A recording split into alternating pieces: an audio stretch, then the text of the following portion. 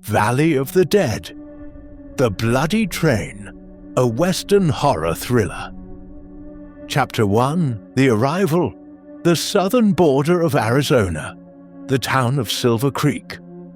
The sun hung high in the dead center of the sky, scorching the earth without mercy.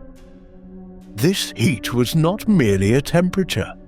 It was a heavy, oppressive force that burned the skin, dried the lungs, and stole a man's sanity. The town streets were empty. A wind mixed with dust and sand occasionally howled, slamming against the wooden walls, while somewhere a rotted shutter creaked open and shut. Sheriff James Iron Coulter sat in the chair beneath the awning of his office, his hat pulled down over his eyes, trying to doze off. He was over 50, his face darkened and wrinkled by sun and wind like old leather. The armpits of his shirt were soaked with sweat, and the star on his chest glimmered dimly under a layer of dust. The silence was broken only by the buzzing of flies and the distant clack-clack of train tracks. James opened his eyes. Tracks. He stood up, knocked the dust from his boots against the wooden floorboards, and looked toward the station. Silver Creek was a dead town. Trains hadn't stopped here in 3 months. After the mines closed, the railroad company deemed this route unprofitable. But now, on the horizon, black smoke appeared within the shimmering mirage of the desert. The heavy breath of a steam engine, chug-chug, was approaching. "Harry!" James shouted into the office. "Harry, wake up, damn it!" A young deputy with disheveled hair ran out. His eyes were red from sleep. "What is it, Sheriff? Indians again?" "No," James said, staring at the horizon. A train that ain't on the schedule, is coming." The two walked toward the station platform. Other townspeople, blacksmith Big Bob, Sally the bartender, and a few town drunks slowly emerged from their homes to witness the strange event. As the train drew closer, its appearance inspired dread. This was no ordinary passenger train. The carriages were blackened, the windows smashed, and the cowcatcher on the front of the locomotive was painted in something crimson. The steam engine braked with a deafening screech. Sparks flew from beneath the wheels. When the iron beast came to a halt in front of the station, a strange smell wafted from it. Not coal smoke.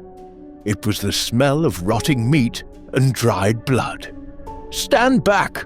ordered Sheriff James, unsnapping the holster of his gun. No one disembarked.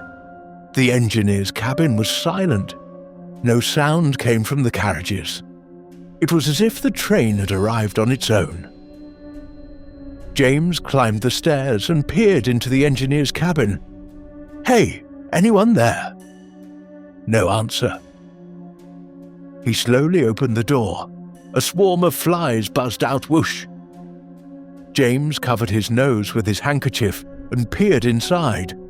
The sight nearly turned his stomach. The engineer and the fireman were at their posts, but they were not whole.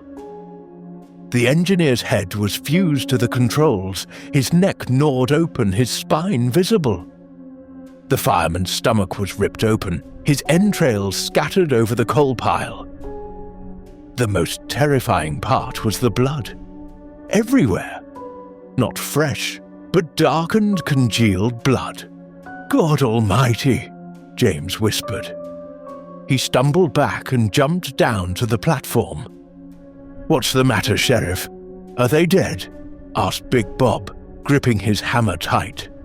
"Dead," James said, his face pale. "But someone ate them." Just then a knocking sound came from the second carriage. Knock, knock, knock. Then the nerve-grating sound of nails scratching against metal. Scratch! The townspeople stepped back. James drew his revolver. Harry grabbed his rifle, though his hands were shaking. "Open the door!" someone commanded from inside. The voice was muffled, raspy, sounding as if spoken underwater. "We need help." James hesitated for a moment. Then he signaled to Bob. "Open the door, Bob, but be careful." Big Bob approached the carriage door with heavy steps and pulled the rusted handle. The door slid open with a heavy groan. Sunlight flooded the interior, and what came out was beyond human imagination. Inside were about 20 people, or rather, creatures that had once been people. Their clothes were torn, their skin turned a sickly grey, and their eyes were milky white, devoid of pupils. The man standing at the very front, a gentleman with shreds of an expensive suit hanging off him, opened his mouth. His jaw unhinged unnaturally wide, and thick black liquid oozed from between his teeth. "Meat!" he rasped. Silence fell for a second. Even the wind seemed to stop. Then the gentleman lunged at Big Bob. His speed was not that of a sick man. He leaped like a wild animal and sank his teeth into Bob's neck. Big Bob's scream shook the entire town. A fountain of blood instantly painted Bob's shirt red. "Shoot! Shoot, Harry!" yelled James, pulling the trigger first. Bang! Bang! Bullets hit the suited man in the chest. He staggered back but did not fall. No blood flowed. He simply raised his head and roared even more furiously. This roar was not human. The other passengers inside the carriage moved as if commanded by this sound. They began to jump onto the platform one by one. Women, children, old men. All had the same expressionless faces, white eyes, and a single goal: to tear apart the living flesh before them. "Run! Get in the saloon!" James shouted to the townspeople. People fled in panic. Someone tripped and fell, and immediately 3 creatures swarmed over him. The sound of bones crunching, flesh tearing, and the victim's death rattle filled the air. James grabbed Harry by the collar and pulled him close. "Harry, don't freeze up! Shoot! Aim for their heads!" Harry raised his rifle and fired at the nearest approaching woman. The bullet pierced her forehead. She dropped like a puppet and moved no more. "The head!" screamed James. "Only the head stops them." They retreated, barricading themselves inside the Golden Horseshoe Saloon, slamming the heavy door and overturning tables against it. Outside, the apocalypse had begun. The people of Silver Creek were being devoured on their own doorsteps by these alien monsters. Chapter 2: City Beneath Red Drops. The barricade on the first floor of the saloon wouldn't hold for long. The door planks were snapping, crack, crack, and bloody hands and hungry teeth were visible through the gaps. The moans of the zombies had turned into the furious roar of a pack of starving wolves. "Upstairs! Move!" shouted Sheriff James, rushing for the stairs. The 4 of them, James, Harry, Sally, and Dr. Adams, ran up to the second floor. James smashed the hallway window and looked out. Below, the street was a scene from hell. Pools of blood mixed with town dust glistened in the sun, and a few survivors ran back and forth. But dozens of predators were chasing them. "We need to get to the roof," said James, putting a foot on the window frame. "Sally, your turn." Sally gathered the hem of her long dress with trembling hands and, with James's help, climbed onto the roof. Harry and the breathless old doctor followed. The roof was as hot as a burning iron. The smell of bitumen and tar hit their noses. They crawled along the roof of the saloon toward the next building, the general store. "Don't look down," James warned. But Harry looked. Below, zombies that had broken into the saloon were now wandering the empty room, and some were heading up the stairs towards where they had just fled. "They can smell us," said Harry in panic. "They know where we are." "That's why we can't stop," James said. "After the store is the bank, and after that is the livery stable. My horse, Baron, and a few others are there. If we reach them, we have a chance." There was a meter-wide gap between the store and the bank. James and Harry jumped across. Sally hesitated, but seeing Harry's outstretched hand, she took the risk and jumped. Harry caught her in mid-air. It was Dr. Adams's turn. The doctor was in his 60s, his joints aching. He came to the edge and looked down. In the narrow alley between the two buildings, 3 zombies were looking up. Seeing the doctor's shadow, they reached up and began to snarl. "Jump, Doc!" shouted James. The doctor gathered himself and jumped with all his might, but his foot caught on a rotten board at the edge. He lost his balance and fell not forward, but downward. "No!" James threw himself forward with lightning speed and grabbed the doctor's hand. The doctor dangled in the air between the 2 buildings, above the hungry monsters. The zombies below jumped, trying to grab his dangling feet. One's claws grazed the doctor's boot. "Pull!" shouted Harry, coming to James's aid. The 2 men pulled with all their strength, dragging the doctor onto the roof of the bank. The doctor couldn't catch his breath, his eyes wide with terror. "Thank you," he wheezed. "I thought I was dead." "Not yet," James said grimly. "But if we don't hurry, we all will be." They finally reached the roof of the livery stable. James opened the ventilation hatch. From below came the restless snorting of horses and the sound of hooves striking the wooden floor. The horses sensed the smell of death. Chapter 3. The Trap in the Stable. James jumped down onto a haystack first. The stable was dim, smelling of dust and manure. He looked around. Silence. Only the horses' eyes were wide, ears pricked. "Come down," whispered James. The others came down one by one. Harry immediately ran to the horses. "Baron is here," he said, trying to calm the black stallion. "There are 2 more, Billy and Comet. 3 horses for 4 of us. Someone has to ride double." "I'll ride with Sally," said Harry quickly. Good. Doc, you take Comet. He's gentler. I'll take Baron." They began to saddle the horses hurriedly. Hands were shaking. Precious seconds were ticking by.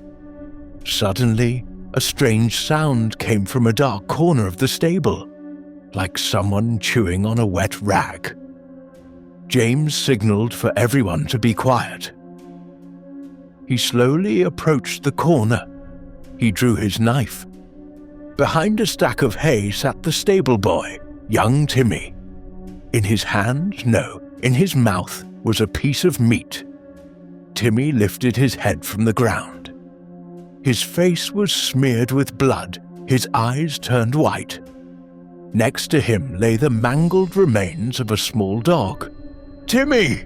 said James in horror. The boy hissed and lunged at James. James didn't hesitate. He grabbed the boy by the shoulder, slammed him against the wall, and drove his knife into his temple. Timmy twitched once and went limp. Sally covered her mouth with her hand and began to sob. He was only 10 years old. He's gone now, Sally, James said coldly, pulling out the knife. Get on the horses. We're opening the gate. James approached the large wooden doors. He looked through a crack. The street was swarming with zombies. If the gates opened, they would flood in like a wave. Here's the plan, James said, mounting his horse. I'll open the gate and go out first, firing to clear a path. You follow right behind me. Leave no gap. Straight to the church. Don't stop. Don't look at the fallen. Understood? Understood, said Harry, pulling Sally up behind him and telling her to hold on tight to his waist. James took a deep breath. All right, let's go. He unlatched the chain and kicked the door open. Sunlight poured in, and with it, the gaze of dozens of dead things fixed upon them. Hiya! James spurred his horse. Baron neighed and lunged forward. James, reins in one hand, Colt in the other, aimed at the zombies ahead. Bang! Bang! Bang! 3 zombies fell, but the horses were forced to trample over them. The sound of bones crushing and flesh squashing under hooves was horrific. Harry and Dr. Adams burst out as well. The street had turned into a battlefield. As the horses broke through the crowd, the creatures reached out, trying to drag the riders down. One zombie grabbed Doc's leg. Doc nearly lost his balance, but due to the horse's speed, the zombie was dragged and crushed under the wheels of a wagon. Right! Shouted James. To Church Street! As they turned the corner, they met an unexpected obstacle. In the middle of the road was an overturned supply wagon, surrounded by a horde of over 50 zombies. The road was completely blocked. Blockade! Screamed Harry. James managed to stop his horse. The horse reared up. We can't go back, said Doc, looking behind. A mob was gathering there too. They were trapped. James looked around. On the left, there was a narrow alley, but it was very tight and dark. To the alley, commanded James. They turned into the narrow street. The shadows were thick here, and the stench even stronger. The horses scraped against the walls, barely moving. Suddenly, from above, from a second-floor window, someone jumped. It wasn't a zombie. It was a living man. He landed right on Harry and Sally's horse, directly on top of Sally. The horse spooked and fell. Harry, Sally, and the stranger crashed to the ground. Help me! Screamed the stranger. It was the local banker, Mr. Wilson. His eyes were bulging, his mind gone. They want to eat me! James and Doc stopped their horses. Harry! Sally! James jumped off his horse and ran toward them. Harry scrambled up and grabbed his rifle. Sally was sitting, holding her leg, crying. Their horse had run off. My leg, moaned Sally. Our horse is gone. Zombies were approaching from both ends of the alley. They were jamming into the narrow space, pushing each other, reaching for the fresh meat. Take the banker, Doc, ordered James. Harry, you ride with Sally on my horse. I'll go on foot. What? No, Sheriff, protested Harry. You won't make it. That's an order, barked James. He hoisted Harry and Sally onto Baron. Run to the church. It's close. Just get the doors open. Harry gritted his teeth and spurred the horse. James was left alone. 2 revolvers in hand, surrounded by an army of death filling the narrow alley. "Come on, you bastards," James said, opening fire with both guns. Every bullet found its mark, zombie heads bursting like melons, but there were too many. James retreated, running toward the church square. His ammo was running low. When he reached the square, he saw Harry and Doc at the church gates. They were trying to open the heavy oak doors. "It won't open!" shouted Doc. "Locked from the inside!" James stopped in the middle of the square. His guns were empty. Dozens of zombies began to surround him.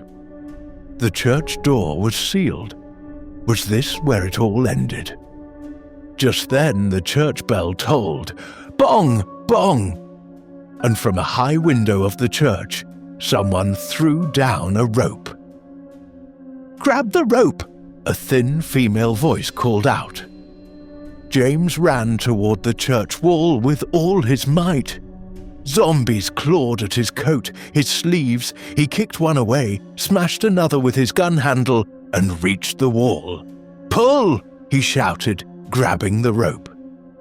Chapter 4: The Rope and the Claws.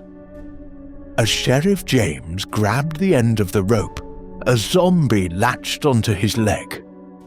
The creature's nails tried to pierce through James's leather boot. "Pull!" shouted James, kicking the zombie in the face with his free foot. The creature's nose broke with a crack spraying black blood, but it wouldn't let go. Above, on the windowsill, Harry and Doc pulled the rope with all their might.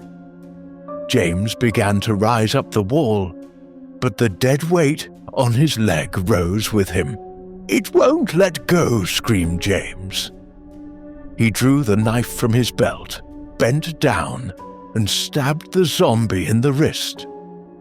The zombie felt no pain, but the knife severed the tendons, rendering the hand useless.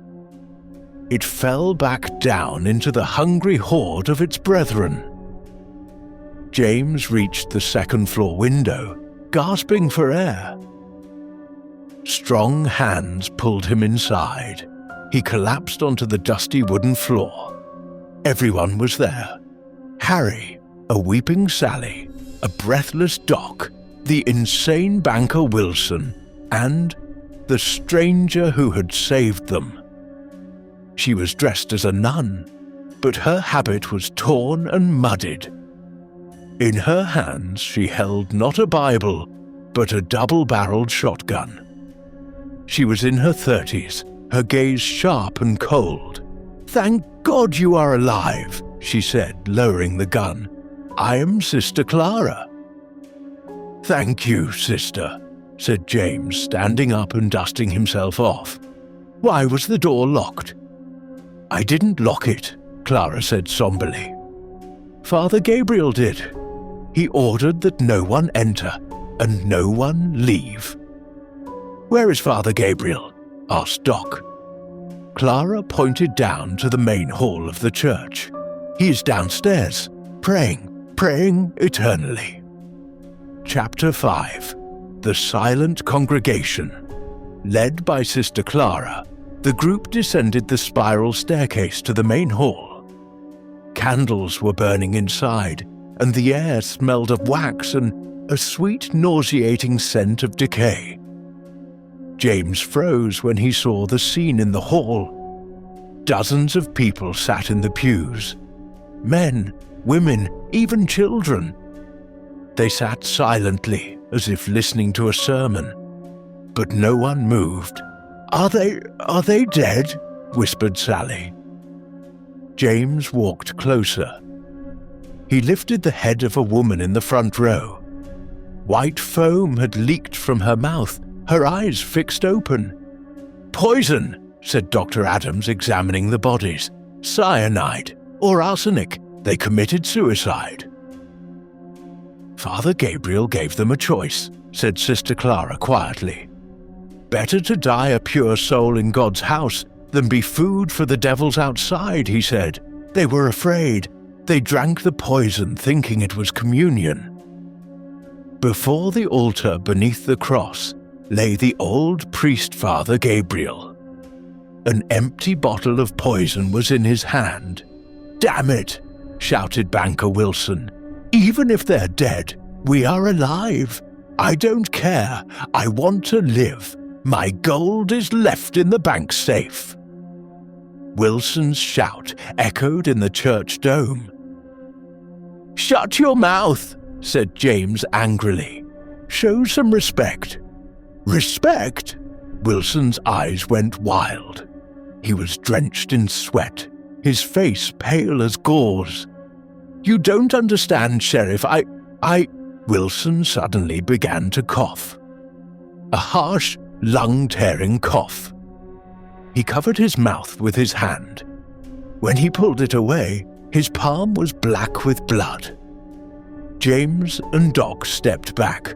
"Wilson," Harry asked, raising his rifle, "were you bitten?" Wilson began to cry. He rolled up his sleeve. There were deep bite marks on his forearm. The wound had already turned black, poison spreading through his veins. I wanted to say, "I don't want to turn—" "I'm sorry, son," said Doc pitifully. Suddenly, Wilson's body began to convulse. His neck twisted at an unnatural angle, bones crunching. He fell, twitched for a few seconds, and went still. "Is he dead?" asked Sally. James put his pistol to Wilson's head. "We're about to find out." Suddenly, Wilson opened his eyes. They were pure white. He rasped and tried to grab James's leg. Bang! James pulled the trigger. Wilson's head splattered across the floor. The gunshot shattered the silence of the church. But worse than that, the sound woke something else inside. One of the dead congregation members in the pews moved. Then a second, then a third. "Doc, you said poison!" shouted James. The dose might not have been enough," said Doc in horror. "Or the virus is stronger than the poison. They died, but the virus took the brain anyway." Dozens of dead congregants began to stand up. They were trapped inside the church, and the exit was blocked. Chapter 6. The Secret Underground. "Run to the altar!" screamed Sister Clara. "There is a hidden door behind it." The horde of zombies approached like a slow, inevitable wall. Harry and James fired, dropping the front row, but they were running out of ammo. "Faster!" Clara lifted the rug behind the altar and opened a hidden hatch. "This leads to the crypt." "Underground?" said Sally fearfully. "It's dark down there. Stay here, and you'll be lunch." James shoved her forward. Everyone jumped down the hatch. James went last, closing the hatch and latching it from the inside. Above, the sounds of zombies scratching and stomping on the hatch began. They were in pitch darkness. "Anyone have matches?"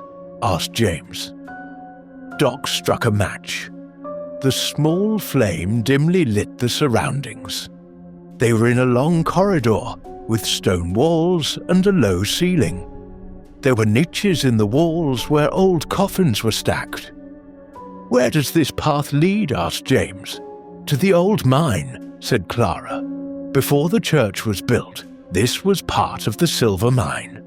Father Gabriel called this path the Road of Sins." "Great," grumbled Harry. "Now we walk the Road of Sins straight into hell, I reckon."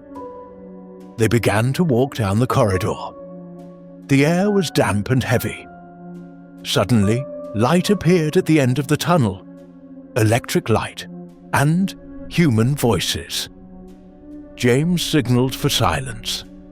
They approached slowly.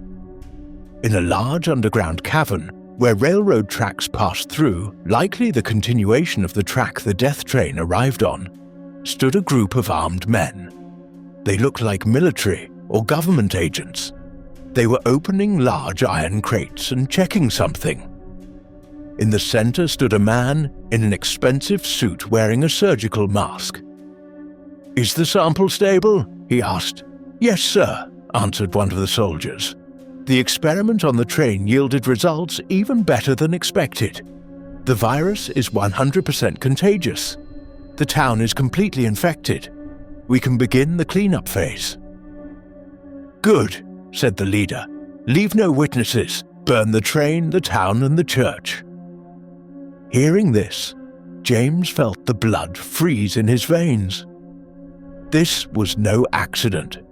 This was no natural disaster. This was an experiment by the government, or some powerful force. And Silver Creek was just a guinea pig. Just then, Sally accidentally kicked a loose stone. The stone rolled down and hit the steel rail below with a loud clang. The silence below was broken. All the soldiers pointed their weapons up toward where they were hiding. "Who's there?" shouted the leader. "Fire!" Machine guns unleashed a hail of bullets. Sparks flew as lead hit the stone walls. "Run!" shouted James. "Deeper into the mine." Now they were forced to flee not only from zombies, but from living, armed murderers. And ahead, in the deepest part of the mine, a horror older than the zombies, a horror that had slept for thousands of years, was waking up. Chapter 7. Journey into the Abyss. James and his group ran down the dark tunnel. Behind them, military bullets zipped by, sparking against the rocks. "Don't stop!" shouted James, pulling Sally by the arm. They passed a tight turn. Ahead, old rotting wooden support beams appeared. These beams were barely holding up the mine's ceiling.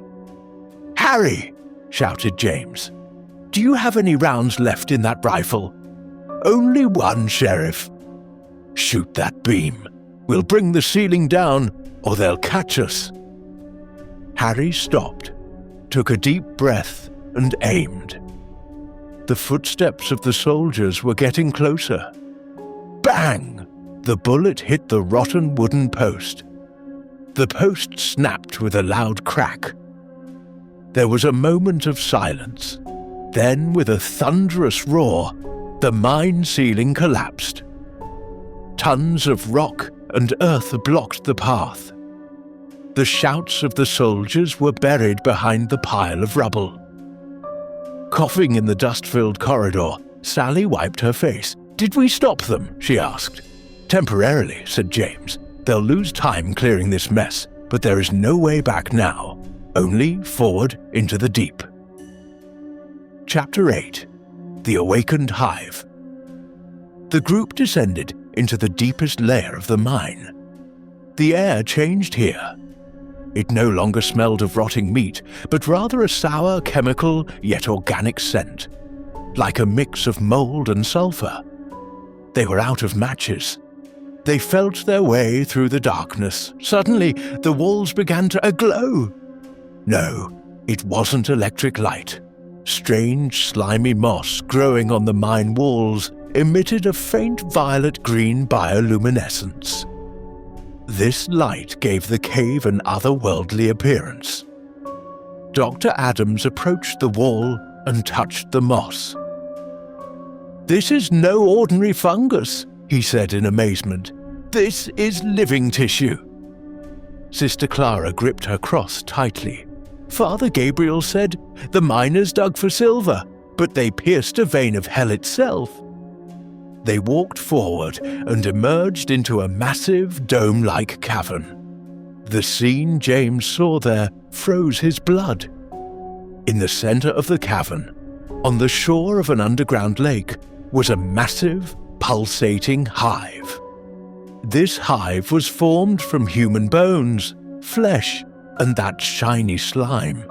Thousands of thin snake-like worms crawled out of the hive, dropped into the water, and crawled back in. "So this is what it is," whispered Doc. "Parasites. They spread through water. Then they enter the body and take over the brain."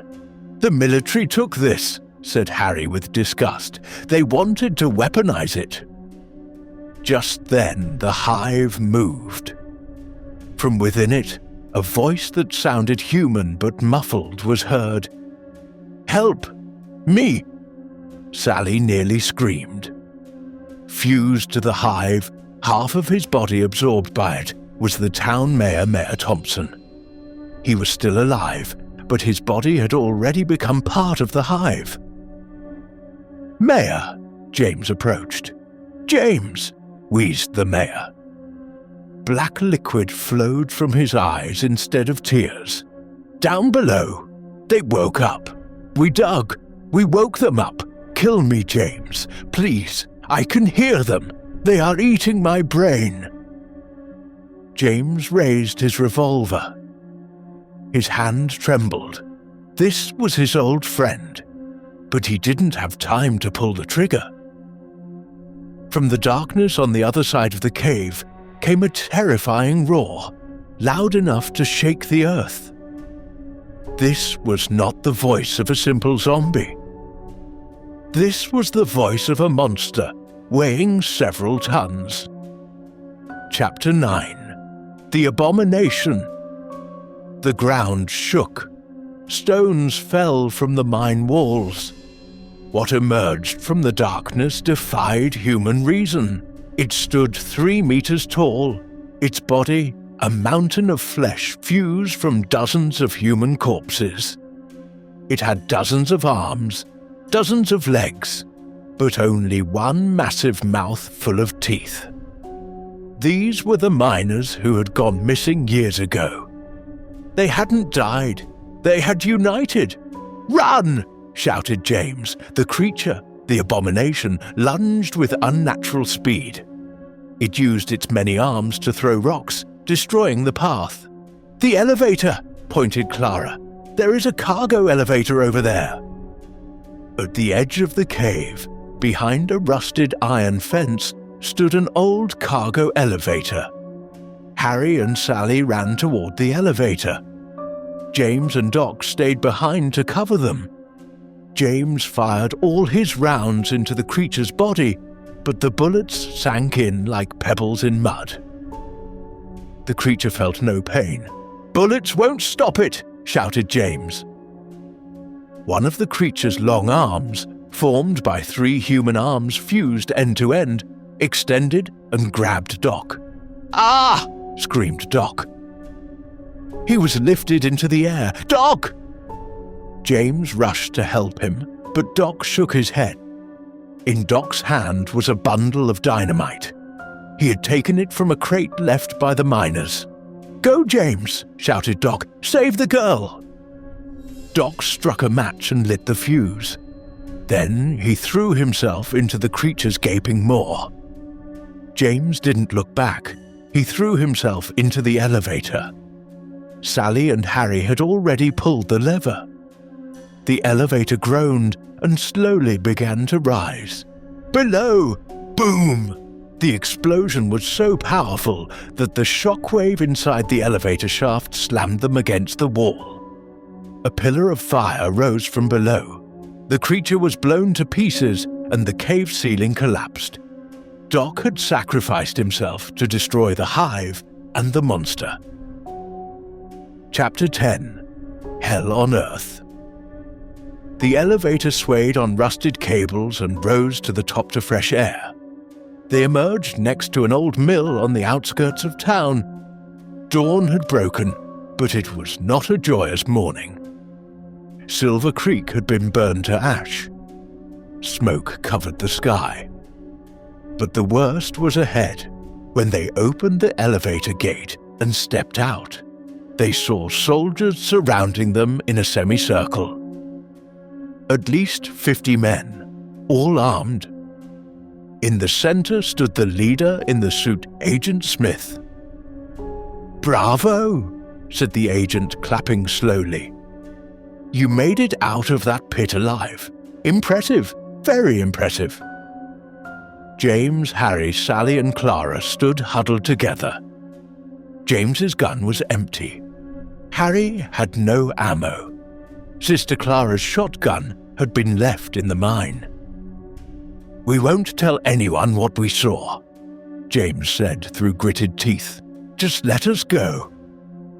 The agent laughed. A cold, heartless laugh. "Sheriff Coulter, you're a smart man. You know it doesn't work that way. You could be carriers. Besides, you've seen a state secret."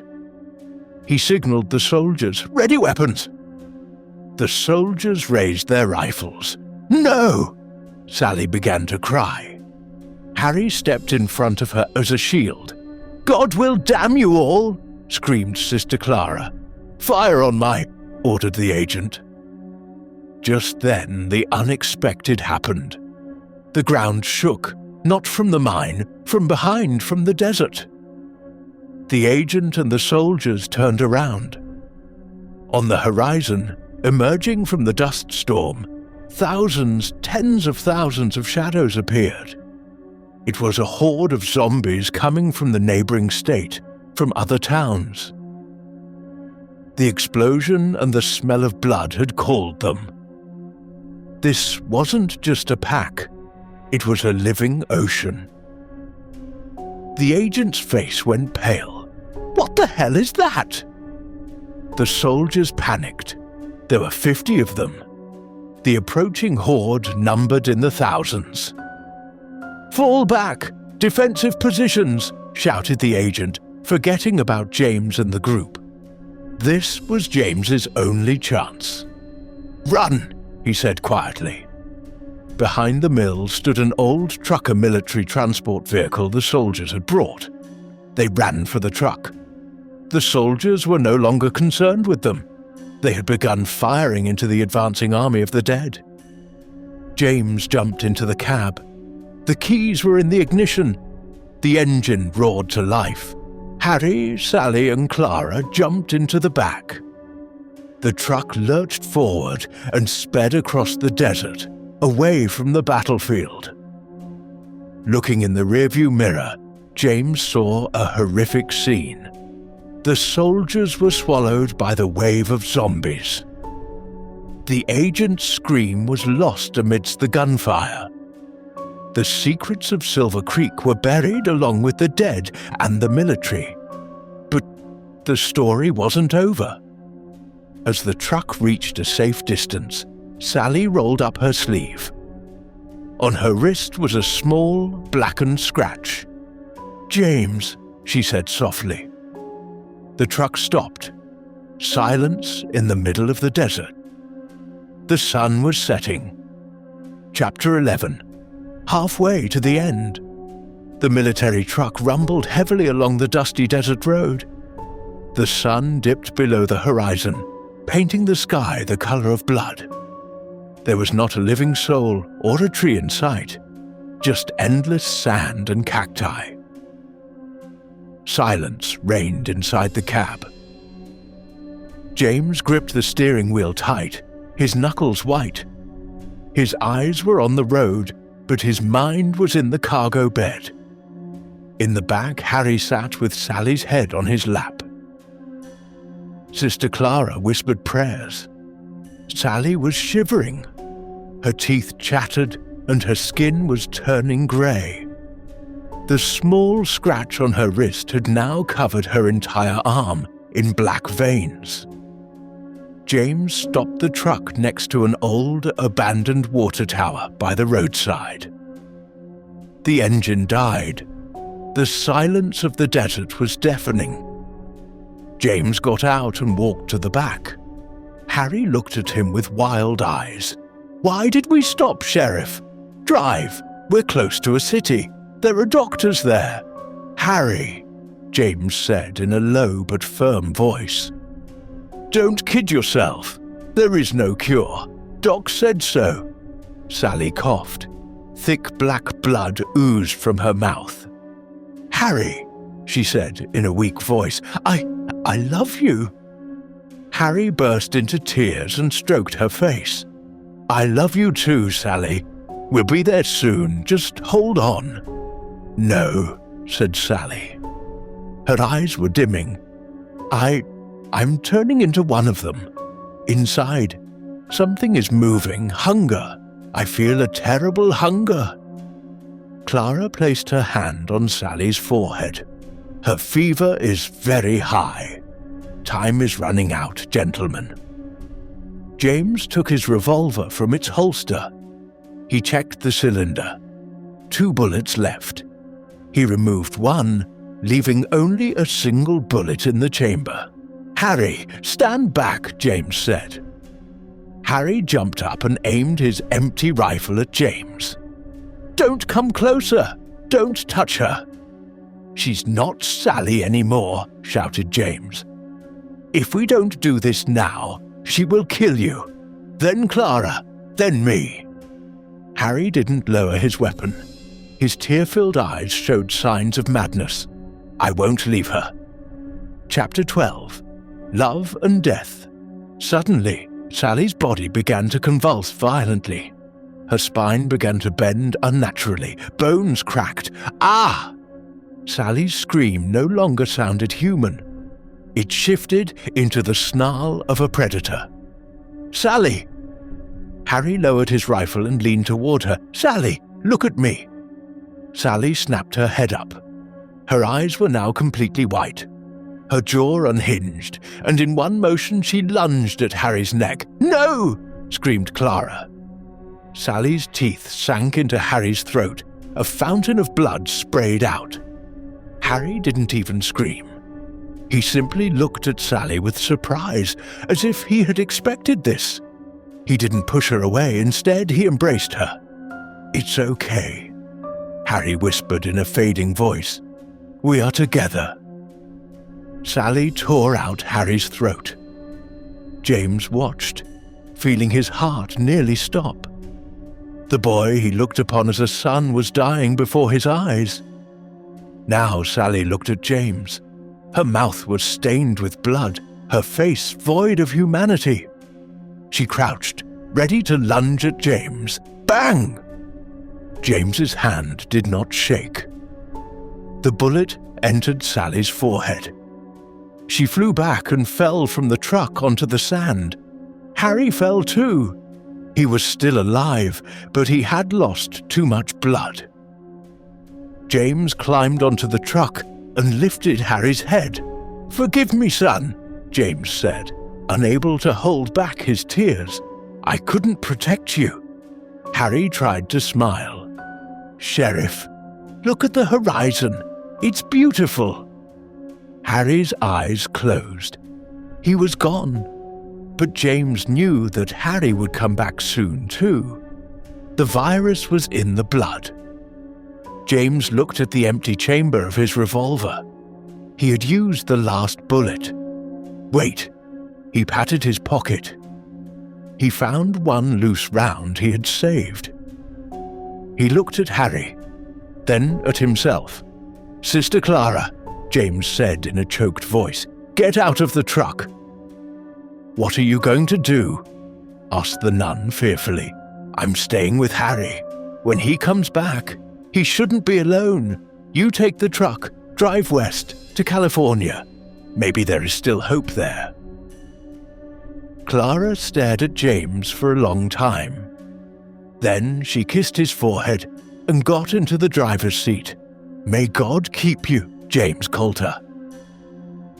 The truck started and began to drive away.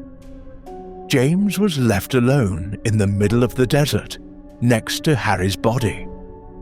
He took a single cigar from his pocket, lit it, and took a deep drag. He blew the smoke toward the sky. "Well, Harry," he said to the lifeless body, "the apocalypse ain't so bad, is it?" Harry's fingers twitched.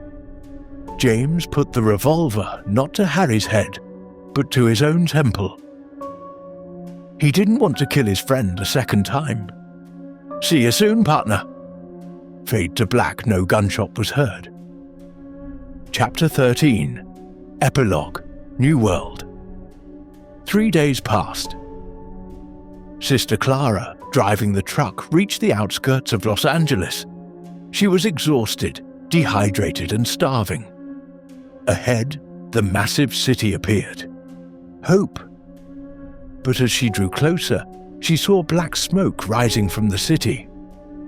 At the city gates, there were no soldiers, only piles of abandoned cars.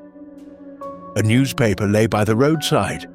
The wind blew it up and stuck it against the truck's windshield. Clara took the newspaper. The headline read in bold letters, "Global emergency. London, Paris, and New York have fallen. The dead are walking." So, the train in Silver Creek wasn't the only one. This was a planned attack or a disaster on a global scale. Clara rested her head on the steering wheel and laughed. It was a hysterical, hopeless laugh. There was nowhere to run. The sun set on the horizon, and night fell. From the dark streets of the great city, the roar of thousands, millions of hungry monsters began to rise. The new world was a world of the dead. The end.